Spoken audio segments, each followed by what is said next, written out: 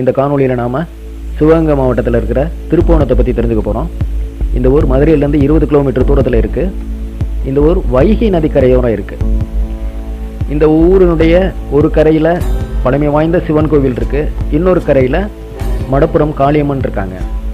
இந்த சிவன் கோவில் புஷ்பவனீஸ்வரர் அப்படின்னு அழைக்கப்படுறாரு. இந்த கோயிலை சோழ மன்னர் கட்டியிருக்கிறதா சொல்கிறாங்க. அதன் பிறகு வந்த பாண்டிய மன்னர்கள், அதுக்கு பிறகு வந்த நாயக்க மன்னர்கள் இதை பராமரிச்சிருக்காங்க. அந்த கோயிலுக்குள்ள திருமலை நாயக்கருடைய சிலை இருக்கிறத நம்ம பார்க்குறோம்.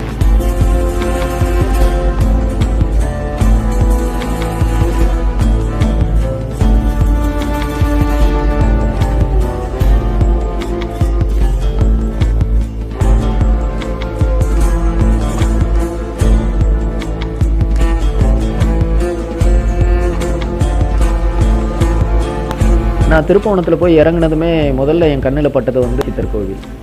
அங்கே உள்ளே போயிட்டு பூசாரிக்கிட்ட பேசினேன். அவர் சொன்ன விஷயங்கள் எனக்கு ரொம்ப வியப்பாக இருந்தது. ரொம்ப வருஷத்துக்கு முன்னாடி ஒரு பெட்டி வைகை நதியில் மிதந்து வந்துக்கிட்டு இருந்திருக்கு. அந்த பெட்டியை திறந்து பார்த்தா உள்ள 4 விக்கிரகம் இருந்திருக்கு.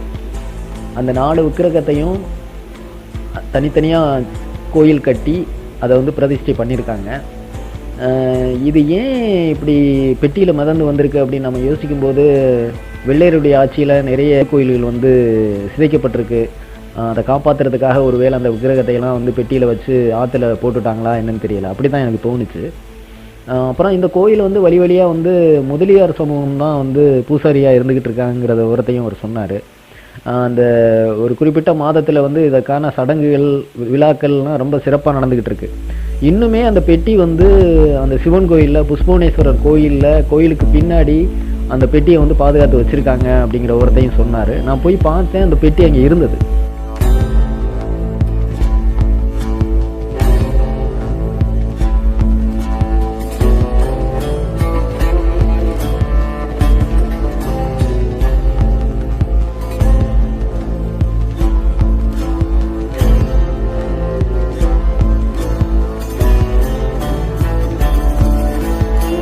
இந்த கோயில் சிவகங்கை சமஸ்தானத்துக்கு சொந்தமான ஒரு கோயிலாக இருக்குது. இதை இந்த கோயிலை காசிக்கு இணையாக சொல்கிறாங்க. இந்த முன்னோர்களுடைய கிரியை, அந்த அஸ்தியை கரைக்கிறது, கிரியை பண்ணுறது, இதெல்லாம் இங்கே ரொம்ப முக்கியத்துவமாக இருக்குது. ஒவ்வொரு அமாவாசை பௌர்ணமிக்கும் பார்த்தீங்கன்னா ஒரு பெரிய கூட்டமே இருக்கும்.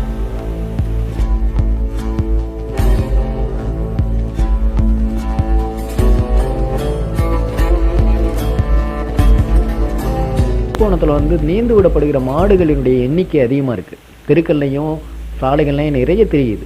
அது இந்த விசேஷ தினங்களில் மட்டும்தான் அதுக்கு தீவனம் கிடைக்குது. மற்ற நாட்களில் அது ரொம்ப கஷ்டப்படுது. அந்த ரோடில் கிடக்கிற கழிவுகளை எல்லாம் எடுத்து சாப்பிட்டுக்கிட்டு ரொம்ப கஷ்டப்படுதுன்னு அங்கே இருக்கிற சில பேர் என்கிட்ட சொன்னாங்க.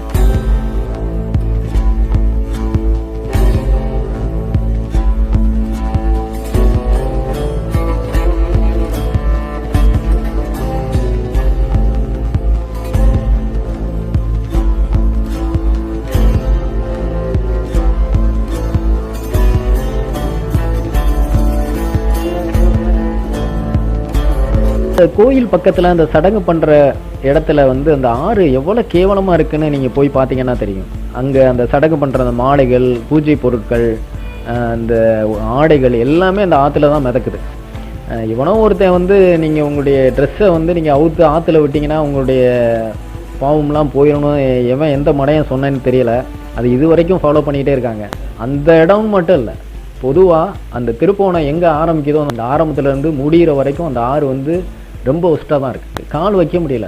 நான் அதெல்லாம் ஃபோட்டோ எடுக்கவே இல்லை.